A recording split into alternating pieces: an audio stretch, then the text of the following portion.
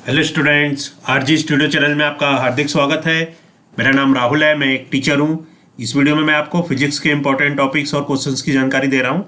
यहाँ पे मैं आपको फिजिक्स का जो चैप्टर है कार्य, ऊर्जा और शक्ति, वर्क, पावर एंड एनर्जी, इस टॉपिक की जानकारी दूंगा। ये जो क्वेश्चंस हैं ये विभिन्न प्रतियोगी परीक्षाओं जैसे कि वन दरोगा, बीएससी नर्सिंग, पशुधन प्रसार अधिकारी, polytechnic, CIPET, paramedical, TET, CTET, ग्राम विकास अधिकारी, एसएससी, रेलवे, आईएएस, पीसीएस और अन्य कॉम्पिटेटिव एग्जाम जिसमें कि फिजिक्स, साइंस और जनरल साइंस से क्वेश्चन आते हैं, उन सभी के लिए वीडियो बहुत अधिक उपयोगी है। और जो कैंडिडेट्स विभिन्न प्रतियोगी परीक्षाओं की तैयारी कर रहे हैं और इसके लिए ऑनलाइन या ऑफलाइन कोचिंग ज्वाइन करना चाहते हैं, इंपॉर्टेंट क्वेश्चन के पीडीएफ नोट्स लेना चाहते हैं, वो 9411513974 पे व्हाट्सअप कर सकते हैं। और प्रतियोगी परीक्षाओं की तैयारी के लिए एक व्हाट्सएप ग्रुप बना रखा है जिसका लिंक आपको डिस्क्रिप्शन बॉक्स में मिल जाएगा। चैनल को सब्सक्राइब अवश्य कर लें ताकि इंपॉर्टेंट क्वेश्चन के वीडियोज मिलते रहें और विभिन्न जॉब्स और एडमिशन के लिए जो नए अपडेट्स आते हैं उसकी जानकारी मिलती रहे। वीडियो को लाइक, शेयर और कमेंट जरूर कीजिएगा। तो यहाँ पे मैं कार्य, ऊर्जा और शक्ति, फिजिक्स का जो चैप्टर है वर्क, पावर एंड एनर्जी, इस चैप्टर की जानकारी दे रहा हूँ। तो इस चैप्टर के टॉपिक्स हैं, इसके बारे में पहले जानकारी दी जाएगी और फिर इसके ऑब्जेक्टिव टाइप क्वेश्चंस की जानकारी दी जाएगी। पहला टॉपिक है कार्य। वर्क क्या होता है? मनुष्य अपने दैनिक जीवन में अनेक क्रियाएं करता है, जैसे साइकिल चलाना, पुस्तक पढ़ना, मैदान में खेलना, बातचीत करना, बोझ उठाना, किसी वस्तु को एक स्थान से उठाकर दूसरे स्थान पर रखना आदि। साधारण भाषा में इन सभी क्रियाओं को कार्य कहा जाता है, परंतु भौतिक विज्ञान के अनुसार कार्य तब ही किया हुआ माना जाता है जब वस्तु पर बल लगाने से वस्तु में विस्थापन होता है। तो भौतिक विज्ञान के अनुसार कार्य तभी हुआ माना जाता है जब वस्तु पर बल लगाने से वस्तु में विस्थापन होता है। अतः कार्य वह भौतिक क्रिया है जिसमें किसी वस्तु पर बल लगाकर उसे बल की दिशा में विस्थापित किया जाता है, अर्थात वस्तु की स्थिति में परिवर्तन किया जाता है। तो कार्य वह भौतिक क्रिया होती है जिसमें किसी वस्तु पर बल लगाकर उसे बल की दिशा में विस्थापित किया जाता है, अर्थात वस्तु की स्थिति में परिवर्तन किया जाता है। उदाहरण, किसी सतह पर रखे लकड़ी के गुटके को ढकेलना। तो कार्य के उदाहरण है किसी सतह पर रखे लकड़ी के गुटके को ढकेलना, ट्रॉली को खींचना, कुएं से जल खींचना, साइकिल चलाना आदि। अब है नियत बल द्वारा किया गया कार्य, work done by a constant force. किसी वस्तु पर लगाया गया बल जब उसकी स्थिति में परिवर्तन कर दे तो बल की दिशा में क्रियात्मक बिंदु के विस्थापन तथा बल के परिमाण का गुणनफल किए गए कार्य के तुल्य होता है। किसी वस्तु पर लगाया गया बल जब उसकी स्थिति में परिवर्तन कर दे तब बल की दिशा में क्रियात्मक बिंदु के विस्थापन तथा बल के परिमाण का गुणनफल किए गए कार्य के तुल्य होता है।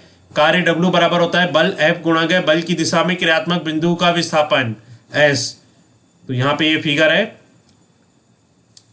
बल F और विस्थापन S का। तो W बराबर होता है F डॉट S और W बराबर होता है FS cos थीटा। कार्य एक अदिश राशि है। कई बार क्वेश्चन आता है कार्य सदिश राशि है या अदिश राशि है। तो कार्य एक अदिश राशि है, इसका SI मात्रक जूल तथा CGS मात्रक अर्ग होता है। बहुत ही इंपॉर्टेंट जानकारी है। कार्य का SI मात्रक जूल और CGS मात्रक अर्ग होता है। 1 जूल बराबर होता है 10⁷ अर्ग। अब है कार्य के प्रकार। कार्य के कौन कौन से प्रकार होते हैं? Types of work. कार्य मुख्य रूप से 3 प्रकार का होता है। कार्य जो होता है वो मुख्य रूप से 3 प्रकार का होता है।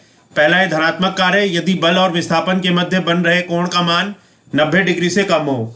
यदि बल और विस्थापन के मध्य बन रहे कोण का मान 90 डिग्री से कम हो, theta is less than 90 degree, तो किया गया कार्य धनात्मक होगा। उदाहरण, यदि कोई व्यक्ति किसी पिंड को पृथ्वी की सतह से ऊपर उठाता है तो उसके द्वारा किया गया कार्य धनात्मक होगा। तो यदि बल और विस्थापन के मध्य बन रहे कोण का मान 90 डिग्री से कम होता है तो किया गया कार्य धनात्मक होता है। नेक्स्ट है ऋणात्मक कार्य। यदि बल और विस्थापन के मध्य बन रहे कोण का मान 90 डिग्री से अधिक हो, थीटा इज ग्रेटर देन 90, तो किया गया कार्य ऋणात्मक होगा। बल और विस्थापन के मध्य बन रहे कोण का मान 90 डिग्री से अधिक हो तो theta is greater than 90 degree, तो किया गया कार्य ऋणात्मक होगा। उदाहरण है, जब किसी वस्तु को खुरदरे धरातल पर खींचा जाता है तब घर्षण बल तथा विस्थापन परस्पर विपरीत दिशा में होते हैं, अतः घर्षण बल द्वारा किया गया कार्य ऋणात्मक होता है।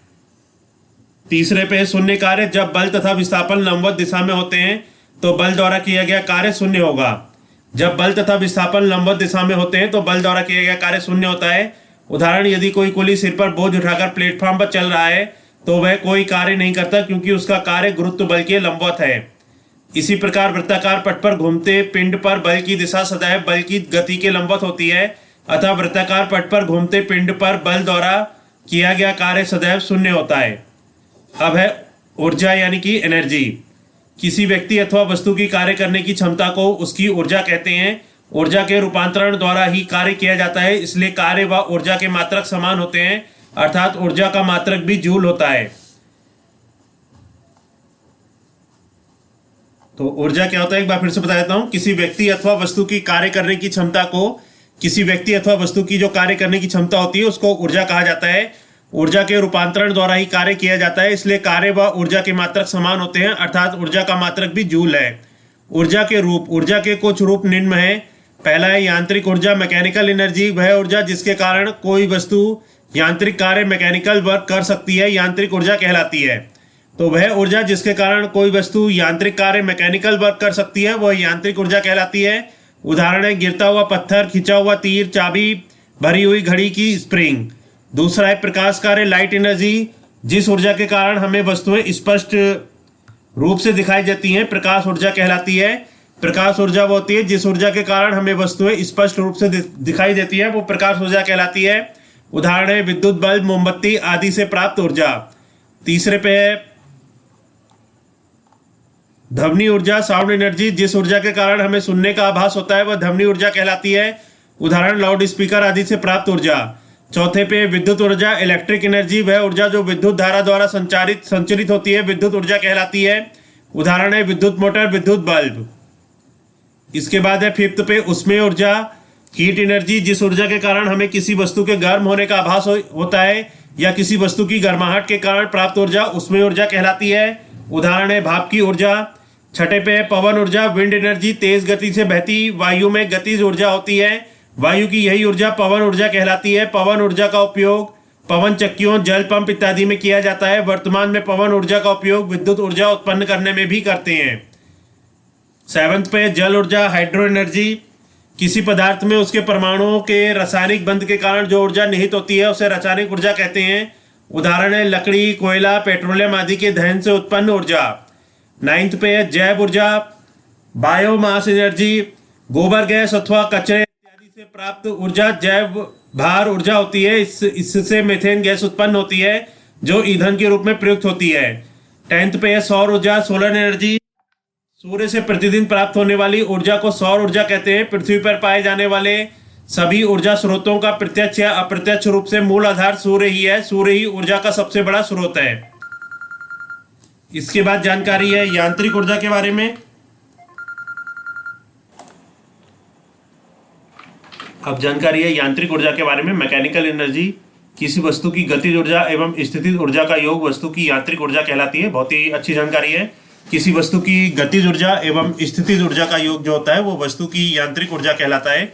यांत्रिक ऊर्जा प्राय दो प्रकार की होती है। यांत्रिक ऊर्जा जो होती है ये दो प्रकार की होती है। पहला है गतिज ऊर्जा, काइनेटिक एनर्जी। किसी वस्तु की गति के कारण उसमें जो कार्य करने की क्षमता होती है वह उस वस्तु की गतिज ऊर्जा कहलाती है। तो किसी वस्तु की गति के कारण उसमें जो कार्य करने की क्षमता होती है वह उस वस्तु की गतिज ऊर्जा कहलाती है।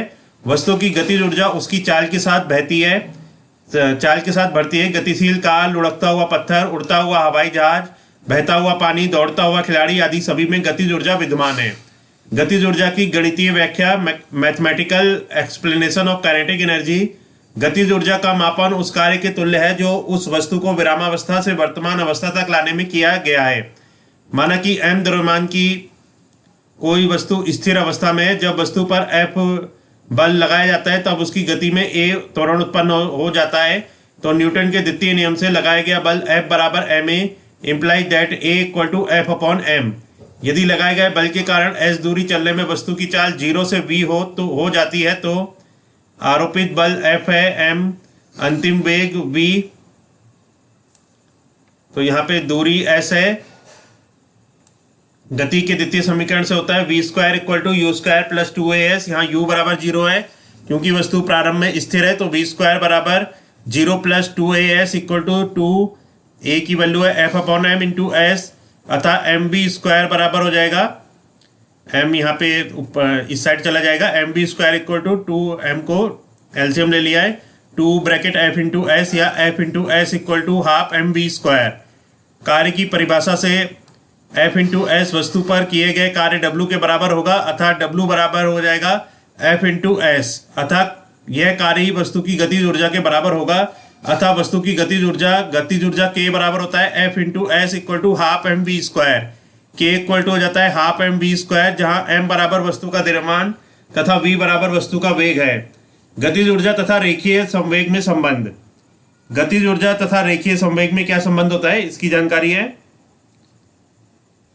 किसी वस्तु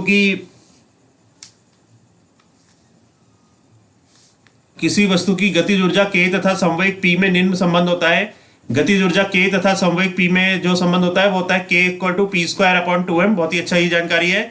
K बराबर होता है गतिज ऊर्जा K बराबर होता है पी स्क्वायर संवेग का स्क्वायर अपॉन 2m। अतः स्पष्ट है कि किसी पिंड या वस्तु में गतिज ऊर्जा ना हो तो उसका संवेग भी शून्य होगा। अगर किसी पिंड या वस्तु में गतिज ऊर्जा नहीं होगी तो उसका संवेग जो है वो शून्य होगा।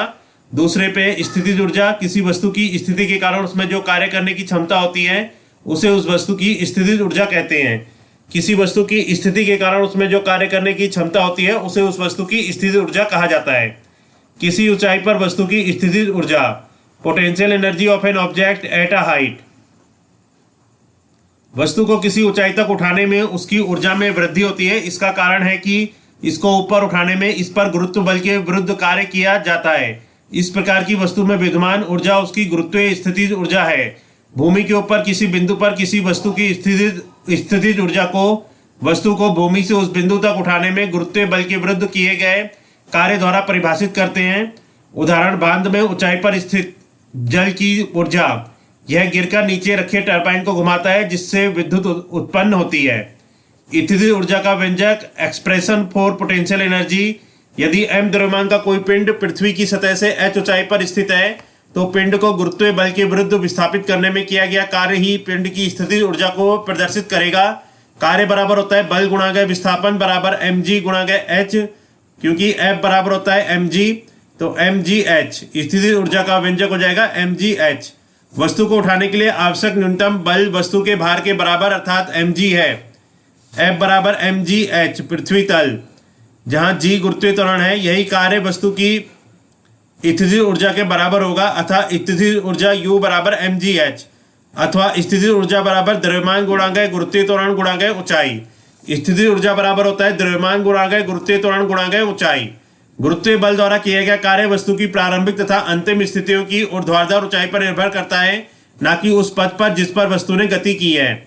चित्र में ऐसी स्थिति दिखाई गई है जिससे एक वस्तु की स्थिति A से स्थिति B तक दो विभिन्न पथों से होकर जाती है। माना AB बराबर h है। दोनों ही स्थितियों में वस्तु पर किया गया कार्य mgh है। तो यहाँ पे ये जानकारी दी गई है। अब है ऊर्जा संरक्षण का नियम। बहुत ही अच्छी जानकारी है ऊर्जा संरक्षण के नियम के बारे में। ऊर्जा संरक्षण का नियम, law of conservation of energy. इस नियम के अनुसार ऊर्जा को ना तो उत्पन्न किया जा सकता है और ना ही नष्ट, परंतु ऊर्जा को एक रूप से दूसरे रूप में बदला जा सकता है। Law of conservation of energy, ऊर्जा संरक्षण के नियम के अनुसार ऊर्जा को ना तो उत्पन्न किया जा सकता है और ना ही नष्ट किया जा सकता है, परंतु ऊर्जा को एक रूप से दूसरे रूप में बदला जा सकता है। यांत्रिक ऊर्जा संरक्षण का नियम, law of conservation of mechanical energy. संरक्षी बलों के प्रभाव में घर्षण बलों की अनुपस्थिति में किसी निकाय की कुल यांत्रिक ऊर्जा गतिज ऊर्जा प्लस स्थितिज ऊर्जा नियत रहती है, अर्थात K प्लस U बराबर E या delta K plus delta U बराबर 0 या डेल्टा K बराबर माइनस डेल्टा U। अर्थात किसी निकाय की गतिज ऊर्जा में वृद्धि बराबर स्थितिज ऊर्जा में कमी। किसी निकाय की गतिज ऊर्जा में जो वृद्धि होती है वो स्थितिज ऊर्जा में कमी के बराबर होती है। इसके बाद है शक्ति अथवा सामर्थ्य, पावर। कार्य करने की दर को शक्ति कहते हैं। यदि t सेकंड में W कार्य किया जाए तो शक्ति P बराबर होता है W अपॉन T। तात्क्षणिक शक्ति P बराबर होता है dW upon dt equal to F into ds upon dt equal to F into ds upon dt equal to F into V equal to FV cos theta, जहाँ F बराबर आरोपित बल है, V बराबर तात्क्षणिक वेग तथा थीटा बराबर बल तथा वेग की दिशाओं के बीच का कोण है। इसका SI मात्रक जूल प्रति सेकेंड या वॉट है। तो यहाँ पे भौतिक विज्ञान का जो फिजिक्स का चैप्टर है, कार्य ऊर्जा और शक्ति, वर्क पावर एंड एनर्जी, इसकी जानकारी दी गई है। और इसके बाद के वीडियो में इसके जो ऑब्जेक्टिव टाइप क्वेश्चन है वो बताए जाएंगे। जो कैंडिडेट्स विभिन्न प्रतियोगी परीक्षाओं की तैयारी कर रहे हैं, वन दरोगा, BSc नर्सिंग, पशुधन प्रसार अधिकारी, polytechnic, CIPET, paramedical, TT, CTET, video, SSC, railway, IAS, PCS आदि एग्जाम्स की तैयारी कर रहे हैं और इसके लिए ऑनलाइन या ऑफलाइन कोचिंग ज्वाइन करना चाहते हैं, इंपॉर्टेंट क्वेश्चन के पीडीएफ नोट्स लेना चाहते हैं, वो 9411513974 पे व्हाट्सअप कर सकते हैं। और प्रतियोगी परीक्षाओं की तैयारी के लिए एक व्हाट्सएप ग्रुप बना रखा है जिसका लिंक आपको डिस्क्रिप्शन बॉक्स में मिल जाएगा। चैनल को सब्सक्राइब अवश्य कर लें ताकि इंपॉर्टेंट क्वेश्चन के वीडियोज मिलते रहें और विभिन्न जॉब्स और एडमिशंस के लिए जो नए अपडेट्स आते हैं उसके बारे में जानकारी मिलती रहे। वीडियो को लाइक, शेयर और कमेंट जरूर कीजिएगा। वीडियो देखने के लिए बहुत बहुत धन्यवाद।